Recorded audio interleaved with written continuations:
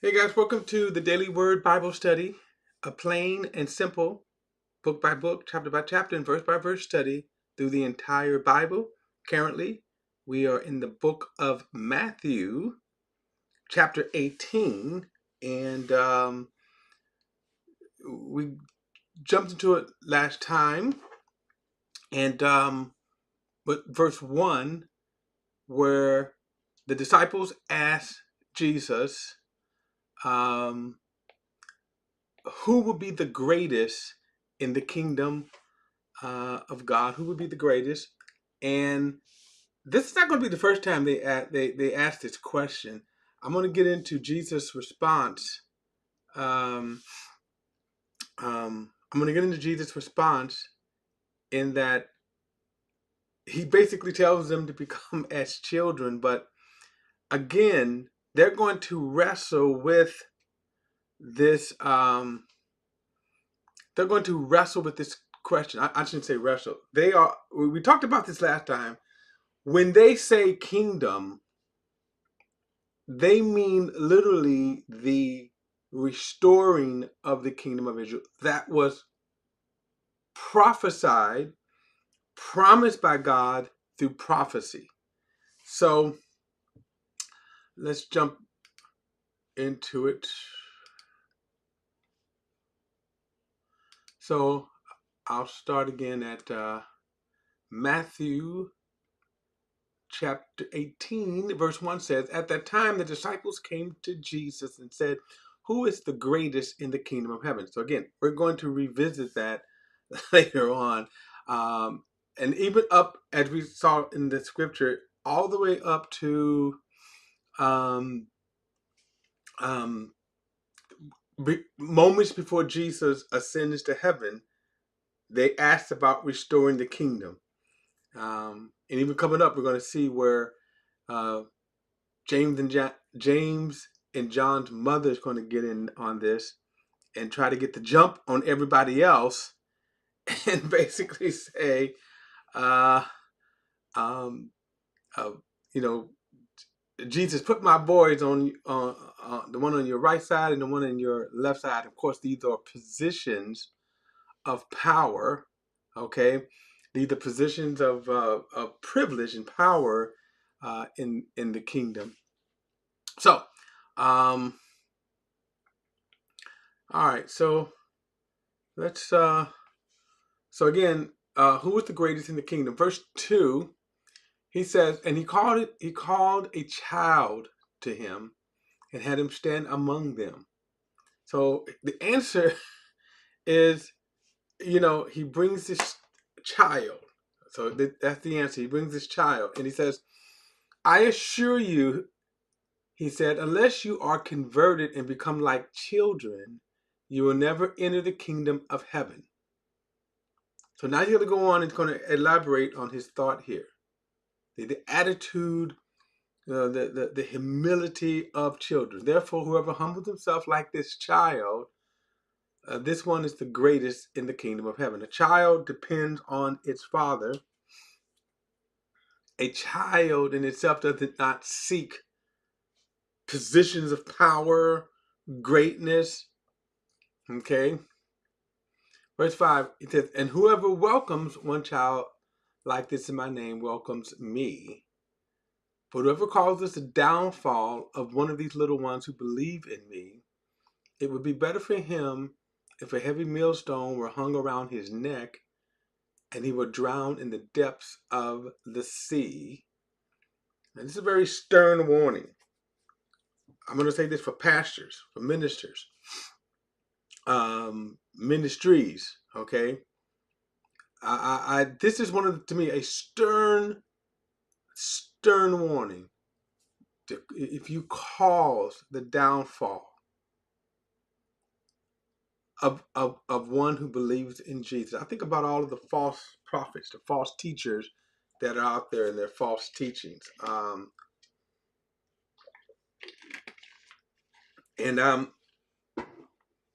the devastation that they do, and the havoc they wreak in lives. Jesus says here, it would be better for them to hang a millstone around his neck. and they drown in the sea. Now, verse 7, woe to the world because of offenses, for offenses must come, but woe to that man by whom the offense come.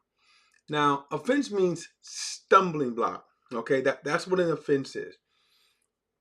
We think of offenses as being insulted, being hurt and assaulted, insulted. But the idea of offense, it means to cast a stumbling block before someone with the intent to make them stumble and fall. Okay? So he says these offenses will come. That's the reality. We shouldn't be surprised. Oh my God, how could this happen? How could you do this to me? They're going to come. But then he also says, woe to that man by whom the offense come. Verse 8. If your hand or foot causes your downfall, cut it off and throw it away. It is better for you to enter life maimed or lame than to have 2 hands or 2 feet and be thrown into eternal fire. And if your eye causes your downfall, gouge it out and throw it away. It is better for you to enter in life with 1 eye rather to have 2 eyes and to be thrown into hell fire. Now, I've yet to see anyone try to say that this is kind of a literal statement, not a figurative statement that Jesus is making here.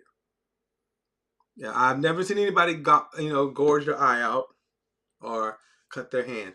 Now, the sad thing is, probably somewhere there is some Looney Tune person, a crazy person, that would take this to heart. And when I say Looney Tune, I'm not just talking about that they're mentally disturbed, but spiritually, you could say spiritually, mentally disturbed. And that's amazing. Okay. But I think we get the case. In other words, whatever is causing you to sin, cut it out of your life. Cut it out of your life.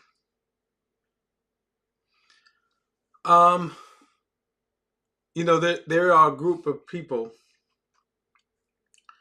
mostly, let's say, and you could say the backwoods of Virginia, West Virginia, Kentucky. I think you can find some in Indiana that believe that Mark 16 literally, and they call them snake handling churches, or for some deluded reason that when they read Mark 16, that their interpretation was when they have a church service, let's gather some rattlesnakes or poisonous vipers and let's get a jar of cyanide and let's just, drink this. And this is a testament. This is what they're supposed to do. So when I say that there are crazies out there, they're, spiritually, because these people they're not mentally, unstable in that respect. They're mentally deluded because when you could read something like that and then your takeaway is, let's go find a snake and let it bite me, or let's get some cyanide and drink. And the most amazing thing about these backwards people is they miss Mark's gospel by going out and preaching the gospel. You rather sit up in your church service and handle rattlesnakes, letting them bite you, and drinking cyanide, than going out what he actually told you to do in that context of Mark 16 was to go out and preach the gospel. All right. Verse 10, see that you don't look down on one of these little ones, because I tell you that in heaven their angels continually view the face of my Father in heaven.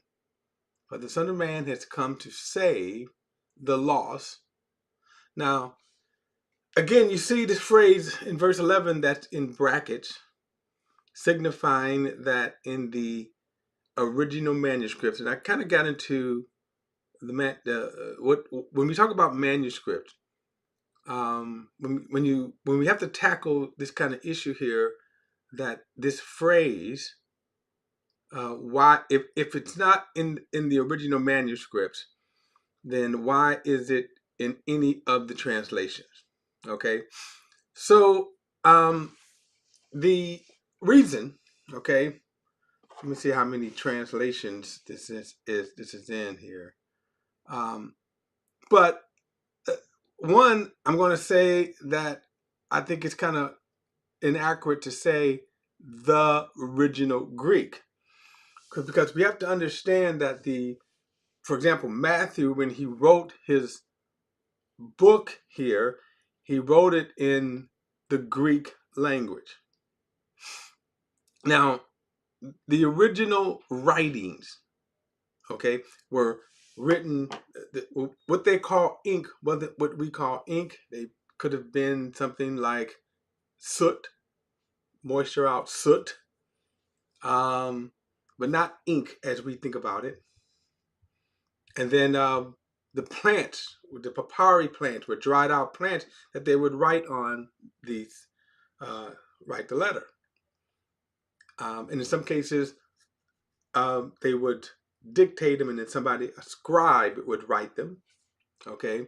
Now, as a result, the plants were very flimsy. I don't believe, I don't even know if we have any of the surviving plants. Very few.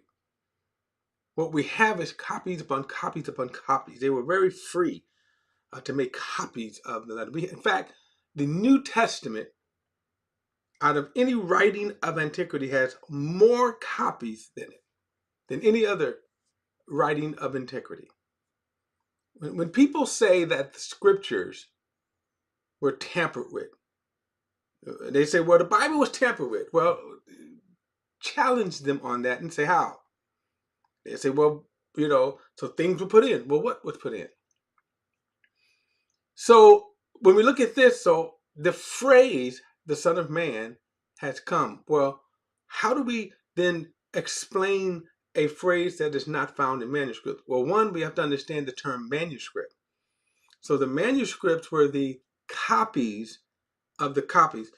To date, we have some over 5,000 original copies. And then you have some 25,000 copies of copies, and some of those copies are fragments, entire letters, fragments, things like that. So when you have that many copies and you put them together, you can compare one with the other. And then you have different manuscripts. Over time, you have different sets of manuscripts in one way, the other that was discovered. So for example, you may hear about the Dead Sea Scrolls that was discovered, I believe, back in the 40s. And when they discovered these Dead Sea Scrolls and start comparing the Dead Sea Scrolls, they found that some of the writings, for example, in Isaiah, was almost identical. So my point is that when you look at it from an archaeological standpoint, then you see these discoveries, and what you have is, over the centuries, these copies of copies have been preserved. Okay. So that's why when they have the brackets, depending on the set of manuscript, so they say in this set of manuscript, this phrase is not found, and then in this set, the phrase is found. Okay. Now, why does it happen? Because remember, we go back, is that they copied everything, much like, I'm dating myself. I remember in the 80s that, we would make copies of cassette tapes. Okay. And you, of course, our method of recording and taping was more, was better. But again, they would just literally copy, right? Just kind of copy. Hey, look, the book of Matthew. People now start copying, right? Scribes copy. So sometimes you would have these particular phrases that found their way in the manuscripts. But this is also why we also have the scholarly work that's done, that was able to say, hey, we have a question mark here about, for the Son of Man has come and saved the lost. Another interesting about the phrase, remember, Jesus had already made this statement. Just like when we just look back here, this phrase here, when Jesus said, if your hand or your foot call this your downfall. Well, remember, he said this where? In Matthew chapter 5, if you remember. Okay. So again, that's just some kind of when you see these brackets in some of the translations, like I don't think it's in the New King James, but I think it's in the notes. If you have the notes of the New King James, yeah. So in the New King James, so let me see. I'm just looking at some other translation, and I think it's important for us to know, to kind of know this. Um, I think it's important we understand it, because to more like today, we have the Bible that is being attacked. We have the oh, I'm sorry, I'm on a different. I would have to look at my translation here. I mean here, because I don't even have it marked in here. My Bible app here is what I'm looking at. All right, but all right. Anyway, we when you see this, let me try one other thing here. Okay, let me see if it's let's look at the AV. They don't have theirs marked here. So one of the ways you would have to, American Standard Translation, one of the ways you would have to know this is, see right here, okay, in this translation they have the brackets. All right, I just wanted to, I think there's more translations that have their brackets. And then of course, if you have a study Bible, you would have, you would see the notes that they would tell you. Okay, so he says, see that you don't look down on one of these little ones, because I tell you that in heaven, their angels continually view the face of my Father in heaven. Now that's an interesting kind of story there. I mean, revelation. Their angels can view the face of my Father. So here's the thing: what exactly does that mean? And then what would be the result of that? You have to kind of know that it's not a good thing if you're mistreating one of the ones that believe in the Father. And notice he says here, they're angels. Now, I don't want to get too far off into that, because we don't have a lot of detail. One of the things I don't do is I don't like to try to ad lib, add or speculate. Here we can say, their angels continually view the face of my Father. So we can then conclude people have angels. We have angels. What exactly does the angel do? We don't have exactly that detail. Because here's my point. If you could say, well, the angel saved me, but then in other times he doesn't save you, right?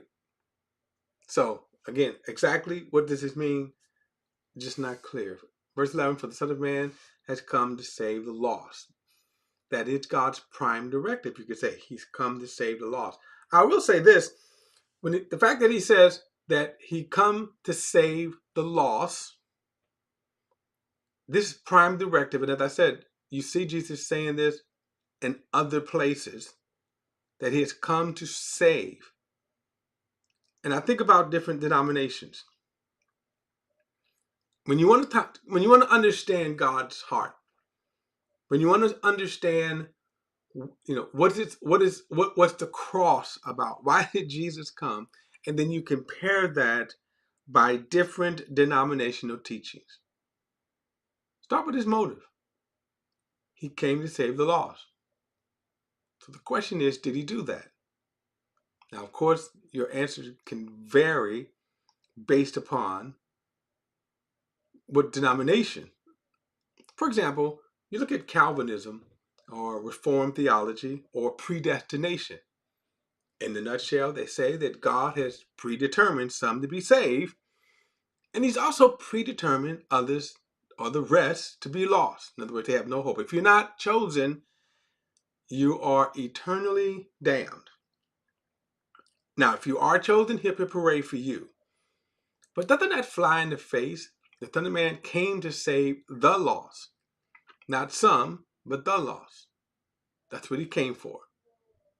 If you have doubts and say, well, man, can I ever measure up to God's perfection? Jesus came to save the lost. We can answer that a lot of ways. Verse 12, what do you think? If a man has 100 sheep and one of them goes astray, won't he leave the 99 on the hillside and go and search for the stray? And if he finds it, I assure you, he rejoiced over that sheep more than over the 99 that did not go astray. In the same way, it is not the will of your Father in heaven that one of these little ones perish. Now, remember, he had a child around him when he said that. And now he kind of clarified, one of these little ones that believe in him. It's not God's will. Why? Because he came to save. That's why he came to save. Now, I also say this, is that sadly, a lot of churches don't have the kind of heart that Jesus has for his people. We should. Notice what he says right here. If someone goes astray, the shepherd will leave the 91. Now, let's be clear. He's not leaving the 99 unattended, so that other packs of wolves can attack the sheep. But the one thing that the imagery that you see right here is that God came. When one of the sheep goes astray, he goes after the sheep and finds him. So many times in churches, you could leave the church and they will ostracize you. They will cut you off. You will never hear from them. You will never, they'll act like you don't exist. That's not the heart of God. Now, that's not to say that every time you reach out to somebody that you're going to get a positive response. But you should reach out. You should not treat them. In other words, their leaving should be the kind of what's going on in their heart and not yours. And one of the sad things is that you can leave a church. I know you can leave a church and they will never know if you're even gone. And so that's interesting. Okay, we're going to pick it up next time, guys, because we're going to talking about forgiveness. And so I'll spend my time on that, because stay tuned for that one. All right, guys, don't forget to like and share this video and subscribe to BP The Bible Perspective. And as always, if you have a thought or comment, add it to the comment section below. All comments are welcome. Also, don't forget to subscribe to The Bible Plain and Simple. Okay, I'll see you in the next study.